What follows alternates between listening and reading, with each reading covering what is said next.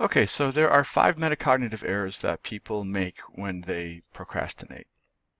And these errors come out of the work of a guy named Joseph Ferrari, who is a psychologist from DePaul University, who's done a lot of work and research into procrastination. And what he found is that when people procrastinate, they they tend to make 5 metacognitive errors. So the first error is that they tend to underestimate how long a task will take. So if we have a 2-page paper that's due, um, at the end of the week, and we're thinking about how long it's going to take to do this task, we might think to ourselves, well, that'll take maybe 2 hours. It shouldn't take me too long. And usually that's a pretty bad estimate. Our first estimation of how long a task is going to take is usually not too accurate, especially if we find ourselves procrastinating a lot.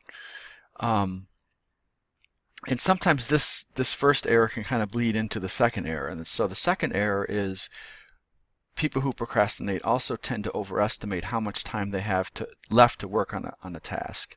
So if you have a week, if it's Monday morning and your paper's due Friday afternoon, you might think to yourself, oh, I have a week. That's plenty of time. I don't have to worry about this paper today. I can put it off until tomorrow and not really think about it today. So that's usually a pretty bad overestimate. And having a week to work on a 2-page paper may sound like a lot when we're thinking about it, but it may just be barely enough time to get that paper done in that week's time if we want to do a good paper. So those are the first 2 errors that people make when they're making predictions about how long a task will take and how much time they have left to work on a task.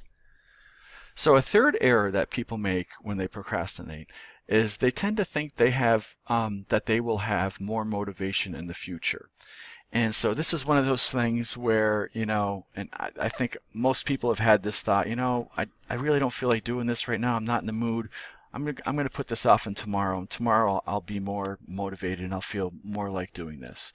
And the problem with that prediction is that we almost never feel more motivated in the future. So we're constantly, saying to ourselves, I'll put it off until I feel more like it. And that moment actually almost never comes. So that's a third key error that people make when they're thinking about doing work. So a fourth error that procrastinators make when they're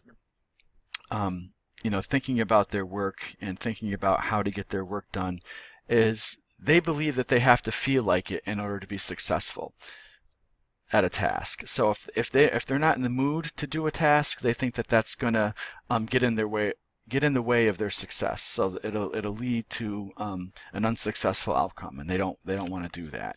And this kind of also bleeds into the fifth error, which is that if you work on something while you're not in the mood or while you're not feeling like it, it's going to produce a bad result. And so, these errors have to do with our motivation and the link that we make, the false link that we make between our motivation and our quality of our work. So like I said, this comes out of the work of a guy named Joseph Ferrari and Philip Morano. He has written kind of a write-up of Joseph Ferrari's work in Psychology Today, and you can check both of those out in the bibliography at the end of the presentation.